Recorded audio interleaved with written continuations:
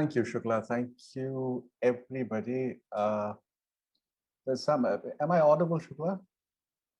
Yes, you're audible. Okay, Yeah. because I saw some flag going up on my screen. First of all, thank you for organizing this. And as we know, we're living through very grim times. And to talk about arts, to spare time, to talk about the basic aspects, some of the aspects of the arts that I found that among the many other things that we are not taught in the arts and humanities institutions is first that how to stand in front of a class of students when you are hired as a teacher by another institution after you pass out, and how to write a proposal if you are a practitioner or a researcher, and if you want to continue, if you want to make it into your vocation to be independent and not have any strings attached. My colleague Suchitra has already laid the ground for the proposal writing, and she did a wonderful job of showing you how the proposal evolved, and particularly, it puts me in a very difficult as well as in a kind of comfort zone, because I am her program officer and I come from the funder's side, so the hierarchy here.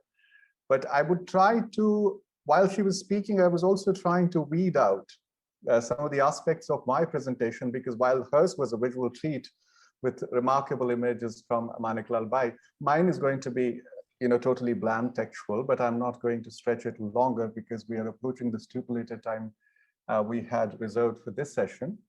So I will rush you through some of the very basic things that one needs to keep in mind. And please keep in mind that I'm speaking from a funder's perspective here. And these are some of the basic things. We can call them elementary, do's and don'ts that you can keep in mind when you are approaching a funding organization, or when you think about an idea and want to write a proposal. So let me straight away go to the presentation here. Cheers. Is my screen visible, Shukla? Just give me a heads up. Yes. Yeah? Yeah. So as I said that, Suchitra did a wonderful job towards the end also to say most of the things that I'm going to repeat. But since I come from the other side of the spectrum of things, which is the funding side, I work with IFA, I'm going to just briefly talk about what a funding organization, and this is not only from the perspective of what we look at in a proposal at the India Foundation for the Arts, but my own experience of working in the funding sector, arts funding sector for over 8 years now.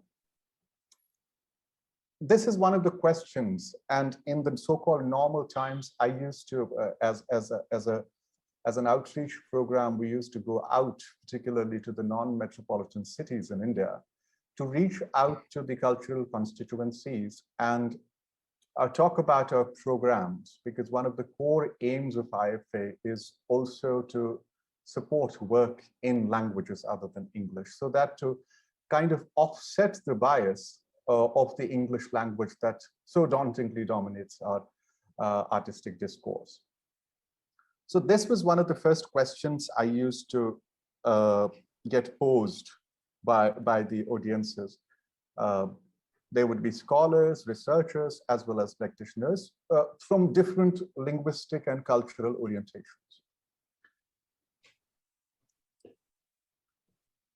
One of the first things that I realized as a feedback was a lot of fear, and this particularly was among the newcomers, the people who are starting anew, just starting their careers as practitioners or as researchers, was a fear of writing or approaching a funding agency. And there was a lot of, one could call it assumption, some kind of prejudice about funding agencies supporting only certain kind of work and not supporting the kind of work that happens in certain linguistic or cultural constituencies. So my first feedback, my first answer to the participants would be, And to you also, this is a humble suggestion, get rid of it, because this is the first stumbling block, the roadblock that you will encounter. What you do for it, how do you do about things before you start writing, something that Suchitra also spoke in detail about, is do your research before you write. She talked about reading the call, reading the request for proposal, reading about the program you're intending to apply. So that is one of the things that if you want to apply for funding to a specific organization, you need to have some basic knowledge. And these days, this is mostly online, about the functioning of the organization, what is the overall mandate of the organization, and what is the mandate of the program that you are applying under. And this is very easy, because most of the funding organizations in India, particularly these days, I wouldn't say most, but many of them are aware of the kind of lack that we have, the kind of paucity we have in the funding sector. And they are trying through their outreach and many other ways to reach out to people who want to apply. So this is one of the first things that you could do. I would say avoid rumors and hearsay or formulate assumptions.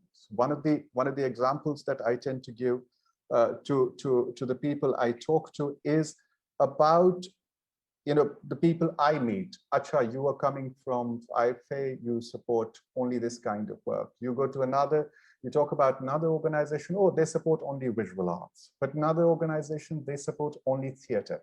Then you ask them, what is the basis of your information? And they would say, kisi ne kaha tha mujhse, some friend of mine told me. And that's how I know about it. So I urge you to read a little bit yourself. And these calls are not really essay length. They are not big marathon calls. They're very small, short texts that tell you about the program. And the fear also is, should I speak to the funding agency myself? Should I call them up? What would be the response? In which language should I speak? I would say that, the time we live in, and I'm speaking on behalf of my organization and also my experience that I told you about other organizations that I have been associated with in the past and at the current time, is that most of the people who meet them in person some of the time, it's not easy these days to meet, in person everyone, but people who call them tend to hesitate to talk because there are many barriers. One of the things is the barrier right now is the English language. So I would urge you to speak, to tell them openly that you're not comfortable, or you're comfortable speaking in a certain language, and if they could have someone to talk to you. So that's one thing that you could do. Like Suchitra pointed out, it comes in very handy if you know someone. If the fear is still lurking in your head, you don't want to go directly to the organization, to the funder, but you know someone who has received the support for their projects.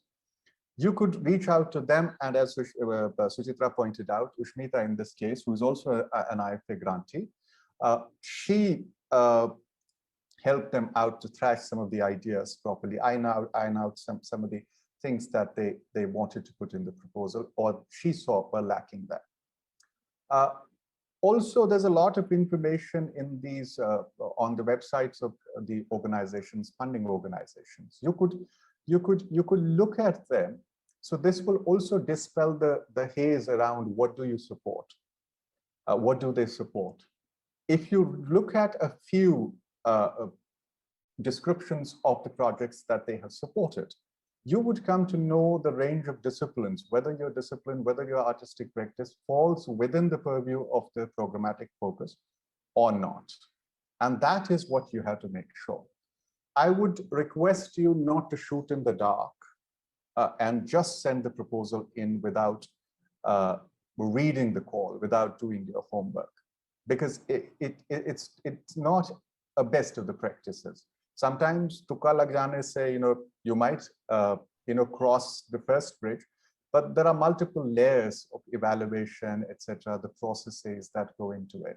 So knowing the program also helps you to counter the a person who you are talking. That if the person says that, you know, this part of the project doesn't fall, but you could say that, but the call says this, could you explain? So with the mutual exchange, I would say it helps a lot, which Suchitra also talked about, how we embarked on a conversation right from the beginning, and it took us over 7-8 months. She talked about the do's, and I would focus on the don'ts very briefly, what you don't need to do. And honesty is first. And there was a question about sending the same proposal to multiple people. First of all, honesty about what you are doing, and also not manufacturing proposal or a project idea for the sake of money. And the funder and the processes in place, because every year, from our experience, we receive over 1,000 proposals and draft proposals. That go up to many levels of the evaluation process, and we come down to about 40, 50 grants every year. So people in the funding organizations across, they are relatively familiar and acquainted with what is happening in the field. So if you are concocting something that doesn't speak, that doesn't ring, a bell, a true bell, people could easily see that. And bragging about the knowledge in the proposal writing, unless it is relevant, is not a good idea. It makes it boring sometimes. And applying for every funding opportunity out there is another bad practice, because you have to be selective. You have to pick and choose what suits your project. It's not about getting money, it's about doing your work. So I would say, if it is a focused, concentrated project, and if you want to, even people who get rejected come back to us year after year, and in order to develop their ideas, in order to understand what is lacking in their proposal, from the jury, they ask us to give the feedback if the proposal has fallen through before it could reach the final evaluation. Don't pretend to be anything you are not. So these are self-explanatory. You don't need to pretend who you are not. Don't be generic about, be specific, because your project is very specific, because the idea is original, it is your own, and the best practice is to be specific about it. Like Suchitra showed you how they got, through, it's an evolution of the idea when it is from the time of its germination to the culmination. One of the things, but the academics and other people out there who unwittingly fall prey to overkilling the idea. Just make it concise, make the point, and move on. It's lingering on and stretching it is not going to serve any purpose whatsoever. Avoid what should one avoid in a proposal? Cliches, certainty about your project. Make it a little human. Leave the vulnerable part and the shortcomings and the pitfalls open, so that people know that this could also become a failure. There are certain things, you are not holistically covering everything under the sky or about that subject. You are focusing on a certain aspect of the subject, or a certain, one could say, like Suchitra talked about, how they could enter Maneklal Gajjar from different entry points. But here, the vulnerabilities of those entry points have to be kept open, and the idea itself has to be conveyed in a way that makes it feel that, yeah, it's written by a human and not a god. Ambiguity, jargon is a no-no for any funding organization, and Shukla can tell you in her response perhaps later on about what the jargon and the ambiguity does in proposal. Keep it simple, but I would say be striking. Avoid copying proposals. This is one of the things that we see, that out of 700 proposals, I'm not saying that it's always a practice, but there are a few cases where you see that the ideas have been lifted from online spaces or somewhere else, and the person has tried to be extremely, utterly, clever in their approach. But ultimately, there are mechanisms of knowing whether you have lifted it from somewhere or not. The two other things is, please avoid sending proposals for the work that you have already done, and sending the same proposal. There is no universally tailor-made format of proposal for every organization. So I would request you that every funding organization has a specific focus of their programs. So according to their program, it is between the funding organization, it's an interaction that is happening between the two constituencies, the applicant and the funder. And then there is the programmatic focus. And if you send the same proposal to another organization, the funding organization might accept it at the first level, but when you see their program is totally different from what you had actually intended it to send it for. And that becomes a problematic affair as well. So customize your proposal as per the specific funding agency or the avenue that you are applying for. Last, rather penultimate, how to write. Creative, there's no right or wrong, I said, no universal way of writing a proposal. Write in your own words, and this could be in any language. You don't want to sound pompous or heavily armed with jargons, etc., because people have to read it. You have to go into the zone that it has to be read by someone who then has to feel that this work is speaking to them, and therefore it needs to be pushed for the level of evaluations and other processes so that this could be supported. Make it engaging like a story, as if you are telling, so that you can keep the reader gripped. So these are some of the points that you can, Suchitra spoke about sending us a 22-page proposal, but I would say that it was a very visual-heavy proposal, and the visuals were in tandem with what the text was saying. So they were corroborating each other. It was not a disparate set of visuals and a disparate, section of text trying to talk to each other. They were sitting with each other pretty well. And these days, if you're applying online, make it multimedia, because if that could, and not necessarily for the sake of showing that you could make a proposal into a multimedia proposal, but if the work is complementing what you want to do. And she has already pointed out to have a title. Budget has to be, it's one of the last components that one talks about, but it is important that it is not inflated. Say, for example, if an organization is offering you an X amount of money, a cap up to a certain amount of money. Say an organization is offering you $30,000, big money.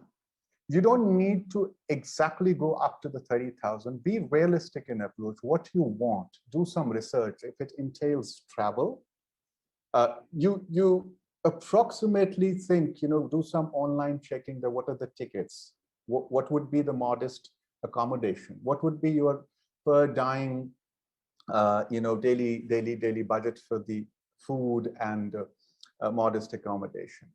Asking for reasonable budgets, because it has to speak to what you are doing. If you're saying that you are doing your project in a certain city, say, for example, in Lucknow, and you want to travel to, Kanpur or Allahabad, but the budget is, say, for example, 20K for air travel. That's not going to be reasonable there. So you have to really think about, when you read the proposal, write the proposal, read it again and see what it entails. What is it actually wanting me to do? Where am I going to go? What is the approximate amount that I need to put in? And those amounts, the numbers also, matter a lot, because if you want a blanket number, a round off number, that will not, that also raises flags, a lot of flags that, okay, is this an honest budget? Is the person asking the money, does she or he know what they are actually doing?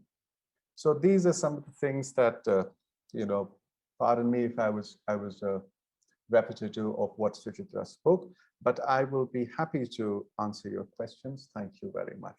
That's all from my end. Shukla? Thank you so much, Tanveer, and thank you, Suchitra, as well. In fact, our hosts, Zuban, have said that we can continue the conversation as long as we want. So there are no constraints on your time. We can go on with this. So Suchitra and Tanveer, just let me know. If you have to leave, you can just tell me. But there are many important and pertinent issues that you've raised point of view of funder Tanveer. And I think, what you've repeatedly underlined is that integrity matters. The integrity and passion with which you actually propose a project. This is something that is really something that comes out of perhaps a passionate engagement with the subject over a period of time, and you're as Suchitra said, curious about it and how it speaks to our contemporary moment. That really is something that really springs up whenever a good proposal is put through. I'm also, it's also very interesting how the IFA, for instance, is making great efforts to reach out to scholars in the non-metropolitan, the large four metropolitan cities, and the fact that you also support research in multiple languages. I think that's really important. And in some sense, that speaks to one of the questions that Anna John has raised over here, which says that, how does a Just researcher one even... moment, we need Yeah. to have the speakers' faces also on the screen and close the presentation. Yeah, I've done that. There was some I'm technical... afraid your voice is breaking. No, she's talking about closing the presentation. Do we have to close the presentation? No. My PPT, I think, was still on the screen. Oh, okay. Yeah, it is gone now. There was some technical error. It was not going off. I had, in fact, stopped it. Yeah. Yeah. Go ahead. Okay. It's fine. Yeah, so this, I was just saying that this, I think in some sense, what Tanveer was saying about the fact that regardless of where you are, there's always something really interesting that you might want to bring into the discourse, right? Cultural discourse. So the question that, this person has posed in the chat box is, how do you actually, approach a subject if you don't have access to something? She's this Anna John is working on stand-up comedians, and what do you do if somebody's unwilling to share the material with you, and how do you then write a proposal, research proposal? And I think for me, one of the things that stands out is the way many art historians, when they're confronted with the fact that they want to write something very critical about somebody, they may be denied access to images. Right. So what do you do in such circumstances? Suchitra, do you want to take this, or is this question for Do me? you want to take that, Tanveer? Oh, okay. Am I audible? Both. I mean, I Yes, think, right, because I think the fact that, yeah. Yeah, so accessibility is one of the questions, and if we talk about in India, it's a very fraught and precarious terrain. As an organization and a person speaking on behalf of the organization, I'm wearing that hat right now. The consent and the community's approval before a researcher from the outside or from within the community apparatus wants to take up a research project is something that is very important to us. And we think that it will be, if the center of your inquiry is a certain subject that you have no access to, I think it's entirely up to the applicant to open those avenues up, because a funding organization cannot do anything about it.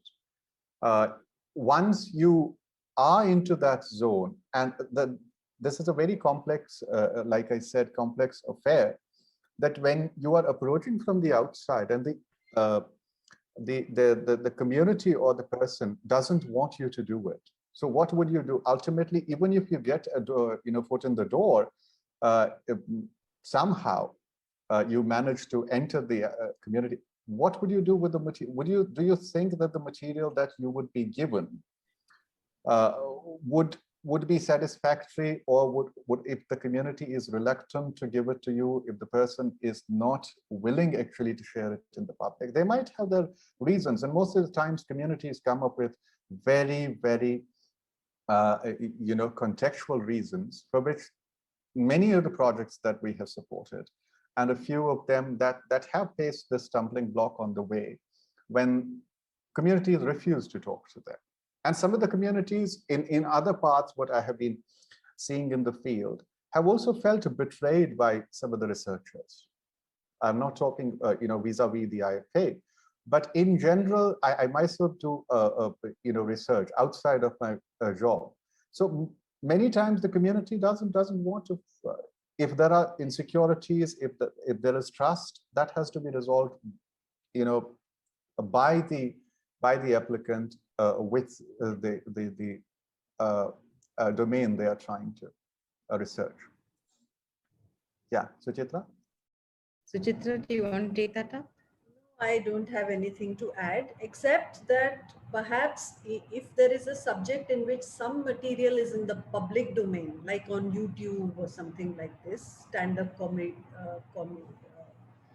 sessions or recordings, that means that person has put it out into the public domain. It could be one step. There could still be copyright problems and so on and so forth. But if a person is putting up material in the public domain, it's presumed that it's available to the public and therefore for research also. But this is a slippery kind of area.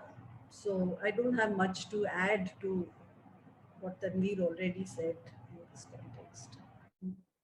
What was the second question, Shukla? So no, this was the question from one of the one of the audience members, but there's no other question as such. But I was really, the thing is that on the one hand, there are projects which speak with communities and with, like Suchitra is working with an archive that's been given to her willingly. But for instance, if you want to write something that's critical, and this is something that my film studies colleagues often tell me, is that the art world is too close to the people who make art, right? I mean, the critics, etc., are too close. Whereas in the film world, the star system is impervious. I mean, it doesn't matter what the critics have to say about them. Salman Khan's films will still be hits regardless of what the critics think of him, right? It's critic proof. So that's why the film studies world has developed independently. On the other hand, what do you do if, for example, you have someone like a Julian Stalabras who wanted to do a project on the YBA, the Young British Artists, and he wanted to write critically about them. And all of them refused to give photographs to be reproduced in the book that he brought out. So he eventually published it with blank spaces for the paintings, right? Because you also have this kind of a relationship, right? So on the one hand, there is the ethics of research and how you work with communities. But on the other hand, what do you do if you actually want to create a project that's critical of something? I would say the community-oriented projects, unless there is some amount of mutual trust which is built before the project is started, it's not going to go anywhere.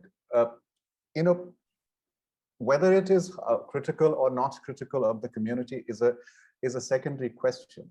But if you don't have a way to get inside the community to study, and if they are unwilling to let you in, then I think the ethical stance is to withdraw.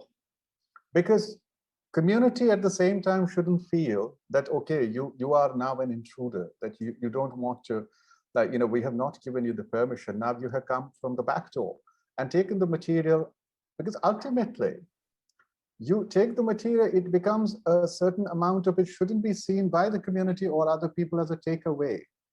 That, you want to use it for your ambition and aspiration in the field. Your intention might be absolutely honest, and you might be a wonderful researcher.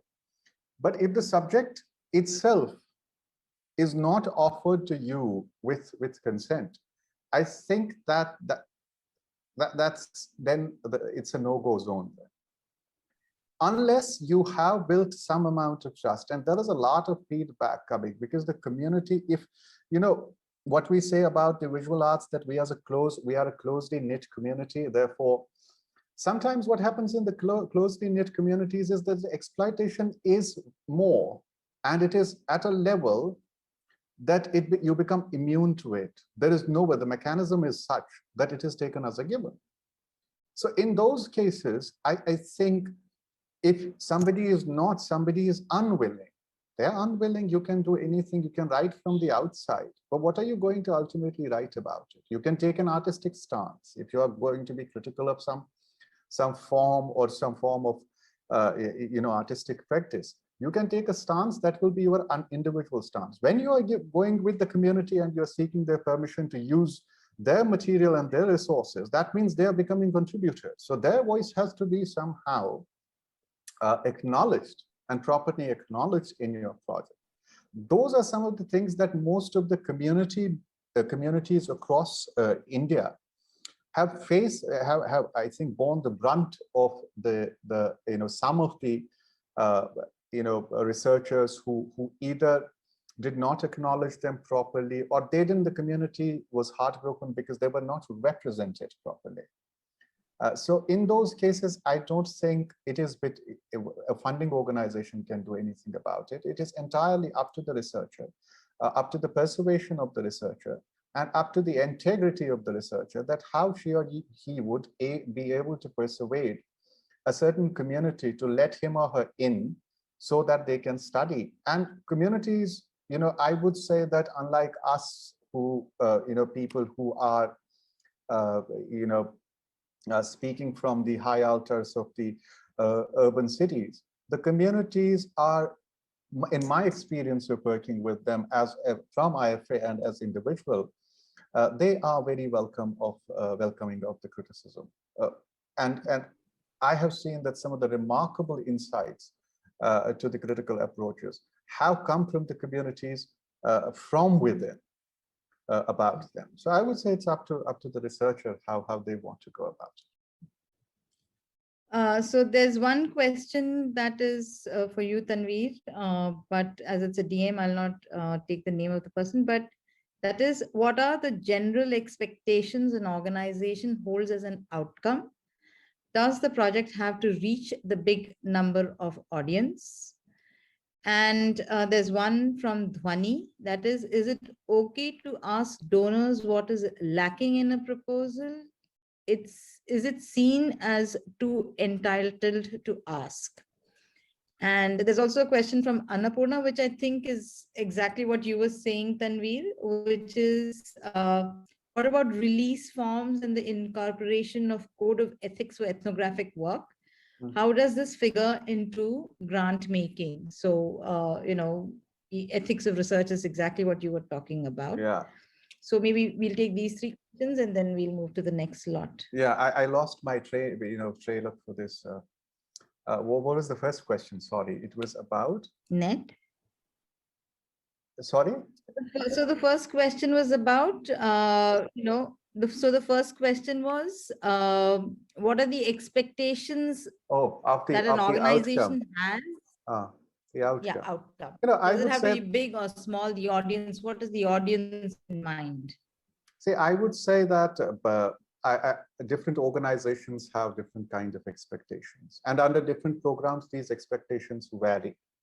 And these are not the expectations of the organization, but they are in tandem with what an organization is out there to do in the field and for the field, for the cultural and artistic field. One of the things that I would say from the perspective of IFA, and I'm particularly talking about the arts research here, That's the program I look after. The expectation first, we are a public charitable trust. So our money comes from the public. The funds come from public. We seek donations regularly. So therefore, as a public charitable trust, whatever we support, we do not own the copyright, first of all. And this is not the case with many other organizations. This is the case with some organizations, that what work you do with support of a certain funding organization, an artist or the researcher gets to own the copyright.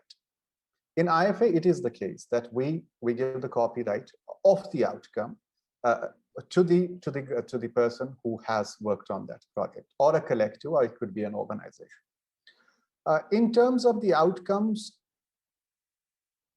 I would say that we have been able, you saw Suchitra as one of the examples, that when Suchitra and I were discussing the outcome of this project and the emphasis of having a biography, what a biography could do, because we don't have a Robert Hughes or writing a Goya's biography in India, or someone who builds from the biography, because artistic biographies are pretty lax, and some of the organization of late have taken the initiative of writing the autobiographies, giving grants to write autobiographies of the artists in India. The expectation for us is that is your project, first of all, addressing your own needs, what you want to do, because you're out there in the field and we're sitting in here as a funder. We look at the field from a certain perspective, that is, what are the aspirations and what are the needs of the field that we can fill as an organization. And you're looking at the field from a researcher's and a practitioner's point of view, that how you are going to address certain knowledge gaps in the artistic discourse or artistic practices in India. So therefore, the outcome of your project will be determined by you. To us, the big or small doesn't mean. If it is something that is speaking to the immediate context of your area of work and therefore contributing to the larger field, then we are okay with it. And it doesn't have to be research for us at IFA. It does not mean that you write a book or an essay only in the end. You saw a component of Suchitra's project is also an immersive exhibition. Some of the projects that we have supported from researchers are actually practitioners conducting research through their own practice, a photographer taking on to a certain aura of photography and critiquing it through her own practice, or someone making a film, or someone developing a font towards the end of the Malayalam language, which has had its evolution in terms of its typography. Somebody developing a font through the research, the outcome is a font towards the end, and it is supplemented with a book, by a book. And somebody developing a website. So our outcomes, it varies from organization to organization, I would say. The second question was from, is it here? So it was about, yeah, it's about, is it okay to ask donors what is lacking in a proposal to develop it further? I would say, of course, Suchitra spoke already about it. When they got in touch with me, it was almost 9 months before we started, discussing, 9 months before the grant was made. And it's always, it also depends upon the nature of the organizations. We, as IFA, give 3 to 4 months for the development of a proposal. And sometimes it kind of gets tiring for people also to receive constant feedback over phone and email. We ask them to, and it's not about feeding our own agenda into the proposal. It's about trying to understand what the applicant is telling us. It's about trying to understand, trying to make it more focused, so that when we do the internal and the external evaluation, we are able to defend it in front of a well-informed jury. And we are able to make a selection out of last year's 607 proposals that we received across the length and breadth of disciplines and languages. So I would say yes. I think that interaction is something that could dispel and lift the haze from many things. And it could, despite, that's why some of the applicants that we have, and Shukla has been, one of our experts in the past, that some of the applicants come back to us if they don't make it to the final list this year, they will come back next year. because that relationship also evolves. It's not just that, you're going to a funding organization and it's putting you down and rejecting your proposal. No, the relationship goes a long way. The third was from Annapurna, right? Yeah, so this is about release forms and the incorporation of code of ethics. This is something that both of you could take up, Suchitra. I think this is important because you're also doing a lot of ethnographic work. There's going to be interview based as well. So would you like both of you to speak? Tanveer, you, and then Suchitra, maybe. Okay, the code of ethics, I would again say that as a funding organization, the code of ethics, if we determine it, then it's going to sound a bit condescending. And I wouldn't say bit, but it will be condescending that if we are determining how a researcher should behave with a certain resource person from the field, be it a community member or an individual who functions out of a certain artistic environment. The code of ethics, what we do is that out of, if the community particularly, is that if there is an incident that one has made a film on a certain community and not, then you go back and show that film after 5-6 years to that community. And the community is absolutely angry with you because they feel that this is not a proper representation and they have been exoticized. We think that we urge our applicants and our grantees later on to tell us a little more about what the power dynamics between the researcher and the resource person is, whether it's a takeaway or whether it's a mutual understanding. For instance, a project that we supported in Haryana, the person had to travel to the far-flung areas of Haryana and bring out the stories which were very sensitive in nature. I don't know whether after 2 years down the line, those she would have been able to bring out those stories. The content was so sensitive. So sensitivities, ethics, integrity, acknowledgement, these are codes of ethics that are already there. And you look at the proposal and you know what the person is doing. And it's not just I'm looking at the proposal. A team of program officers at IFL look at the proposal multiple times.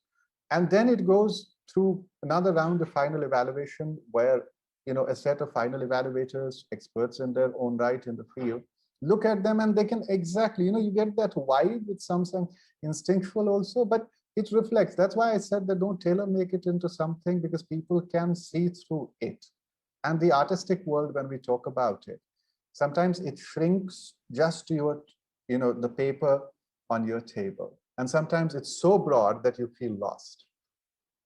So the code of ethics, I think, is a very, broad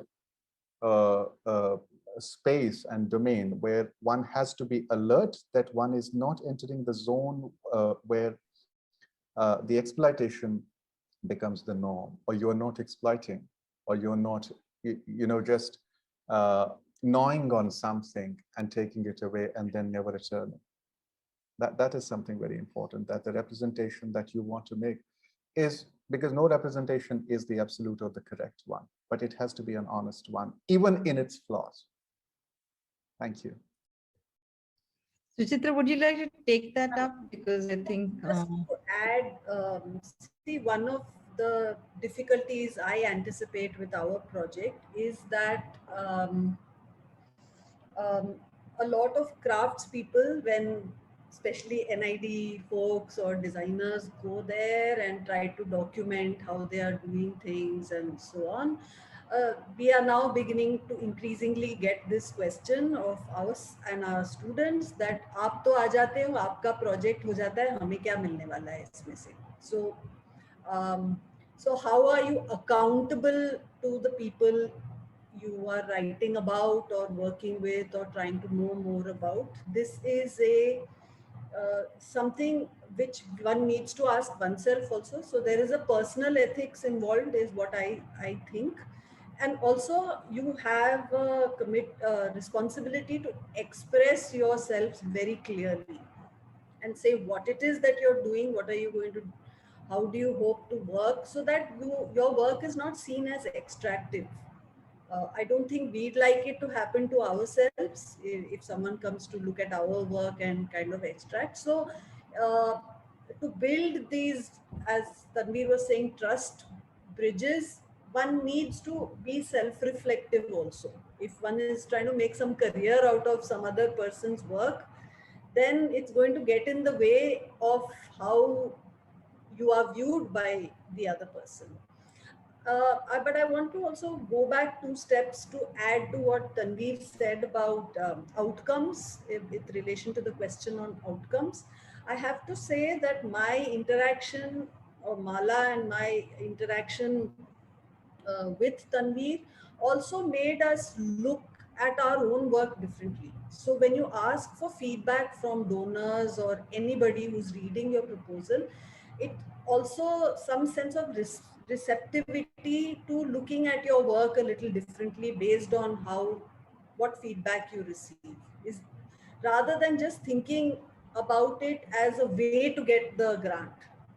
It can, your own thinking about your work evolve. So can it be a truly productive relationship in a honest, ethical kind of way? Oh yes, I did not think of an exhibition.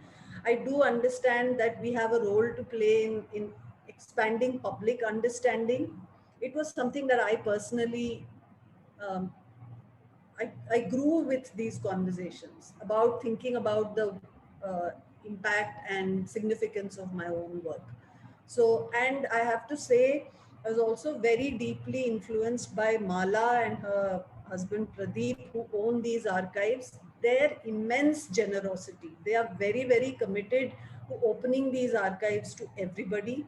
They don't want to keep it with themselves as something that they will write and publish about. And that was also a huge learning for me. Not that I wanted to, get a publication in my academic career out of this, but I kind of internalized that spirit and ethic more powerfully in these conversations. So I think to be ready to be transformed by the feedback, I know it may sound a little goody or but I think it, for me it was important. I was changed by it to some degree, and I think it showed then in the way that I was writing about the work in the proposal. So I wanted to just underline at a very humanistic level that it worked like that for me.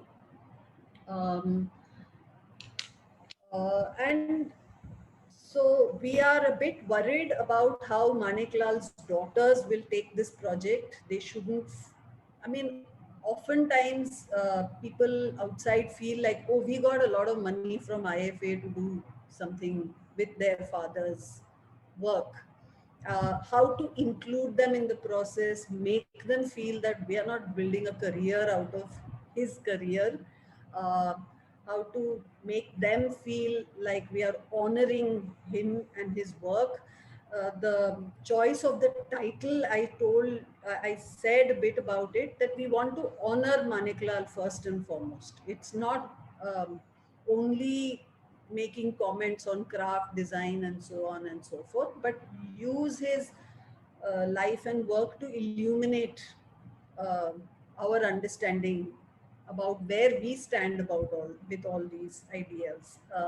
So for us, it is the ethics is not so much as a release form or as a bureaucratic document. If it comes to that, will consider it, but how to bring it into a humanistic relationship with his family, with the larger caste networks, because our comments may be quite critical about caste or so on. It's going to be quite critical of design schools and the way they interact with craft. Um, but how does one say it in a way that becomes more like self-reflective and not critiquing as in finding fault with? So if I say something about designers' relationship with craft, it's turning the spotlight on my own discipline and my own design school where I studied. So I'm speaking from the inside and trying to illuminate a certain kind of mindset and practice, which is now it's time to look at it, in the open. So I see it also as, what I'm trying to say is there's an internal ethical code also, which might vary from person to person. And it's part of the be honest point which Tanveer made, honest to yourself as well as honest to someone who's reading your proposal. So yeah, that's what I wanted to add. There are two questions for me, Shukla, in the comment box, chat box. Yeah, there are lots of, do you have to leave? There are just three quick questions that I can just quickly ask. I can be there for some time. I'm not in a hurry. So there are just three, so there are just three quick questions and I'll read them out to you together so that you can address them. One is from Art First India, and the question is, how do you decide which research method would suit the project that you're taking? The second question is from Lokesh, and I can read that is, I can see those two. Yeah. The last two. How do we? I'll read it out so the audience can. Yeah. Can't they see it? No, this is not for everyone. It's also for the audience. Okay. Yeah, this is not for everyone. So it is to everyone, so they can see it. So Tanveer, this is really about what art schools lack, and how does an artist, a practicing artist, develop a research methodology? Do you help them? Yeah. And the last question is by Satavisha, which is that today many CVs are shortlisted by artificial intelligence and bots. So it's not really human beings who decide the initial part of whether to see your proposal. And the other question is that if you representing the institution is at odds with the subject experts who've been called in as jury members and the funding agencies, how do you resolve this? Okay, the first question is about the methodology, and I think the example on the screen a while before was Suchitra's, where she quite explicitly spoke about how they arrived at the methodological framework for their project, and which was to do with the archive, which was to do with an individual who is no more there, which is also to do with a collection of his work and his family members, the people who he communicated with, the memorabilia that exists in his house, the kind of aesthetics, that tells us about the sensibility of his aesthetics. If you're looking at a subject, methodology, like any other approach, varies from subject to subject, and it depends whether it also methodology is a part of any project where you are exactly coming to a point after laying the background and saying, how am I going to do this? Now I have laid out the problem, and how am I going to approach the problem? So I would say that if you had if you were there, if the person who asked the question saw Suchitra's presentation, but I would go about from our perspective, there are multiple things. If it is from a practitioner or from a researcher who is working in a certain language and cultural context, what are the kind of things that they have mentioned in the proposal that they are going to do as part of their project they have proposed to us? And how are they going to go about it? The question of ethics, the question of integrity, question of introspection, question of reflection, both about the field, it all comes about in the methodological framework, because it's almost like the central pillar of your proposal, that now you are putting up out there for the public what you are going to do. So there's no, I would say, straight-jacketed approach to judge a methodological framework. It varies from proposal to proposal. Many art schools do not have a proper art history training for practitioners. You must be coming across proposals which do not develop in proper art historical. Yeah, how do you? Yeah, I come across. This is one of the things that I mentioned in the beginning, that we are neither taught how to teach nor how to write proposals. These are two things that I think our institutions must. It is high time that it is included in the curriculum and is integrated as essential part of that. I don't know about the recent universities who have come up in the last couple of years. I was part of a couple of brainstorming sessions about a couple of universities, and I had pushed this that you should tell your students while they're studying the arts, particularly practitioners and the researchers as well, to how to approach when, if you want to become an artist, how do you go about it in the so-called art world and art market outside? So what is the way of speaking to a gallery or a museum?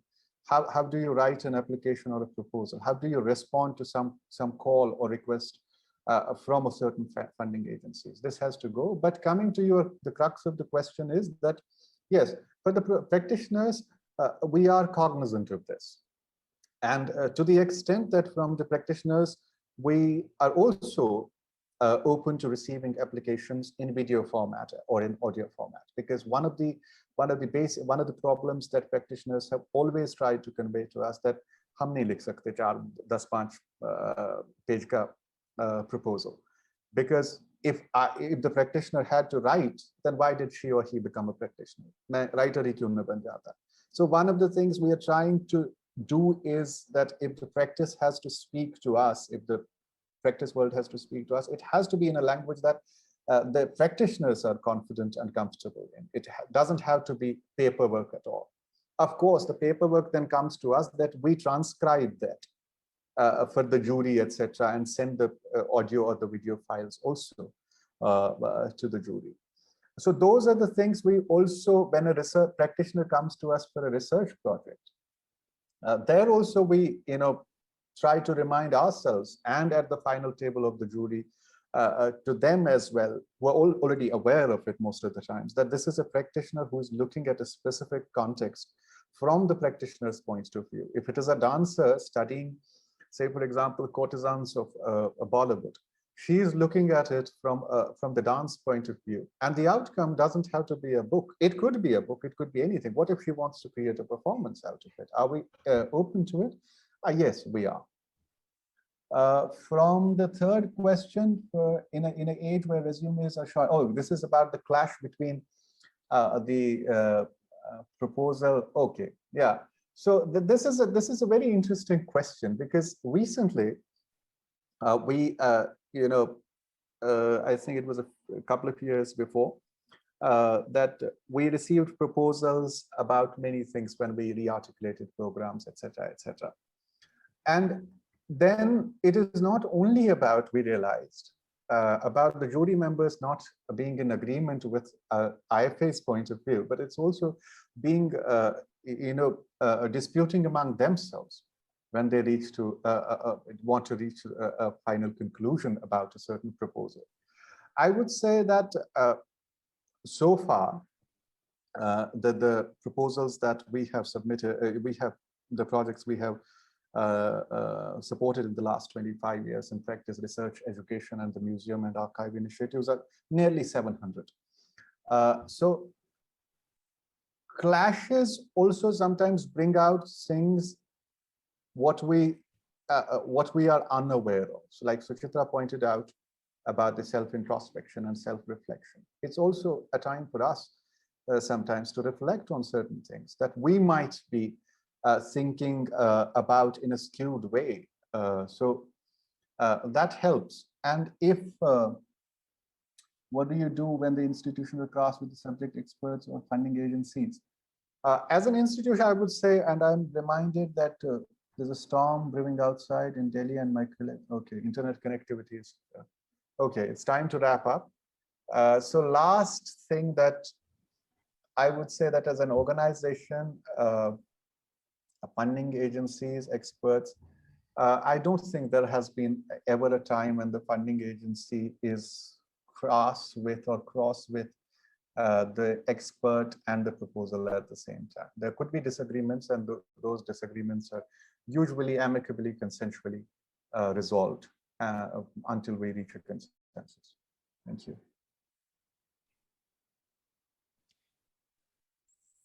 So thank you for addressing all the questions. Thank you, Suchitra. Thank you, Tanveer. My colleagues, Shefali, Vidyun, Lokesh, Annapurna, and Sindhura and Zuban as well for hosting us. They're all here.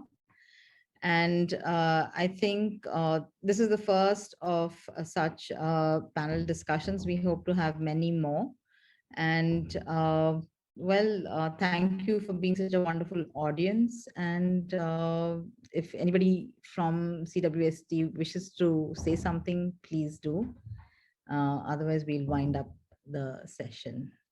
But thank you so much. Again, it was a learning for everyone here. Yeah, Yes, I'd just like to add, first of all, thanks Suchitra, Tanveer, and everyone else for being here. And I just want to add that we'd really love to hear from the rest of you about what are the possible subtopics on which we could organize further discussions, workshops. So please do write to us. I had shared the Gmail, our Gmail, and I will do that again in the chat box. Yes, that's all I wanted to say. Yeah. So thank you again, everybody. And it's a difficult time that all of us are living through, but hopefully we can connect like this, just to hold hands in some sense, through this really very difficult time. So thank you. And with that, I think we can end today's session. Thanks to all of you, and stay Thank you. safe. Yeah. Stay safe. Yeah. Bye-bye. Thank you. Stay safe. Bye. Bye. Bye-bye. thanks, Suchitra. Thanks, Tanveer. Thanks. Bye.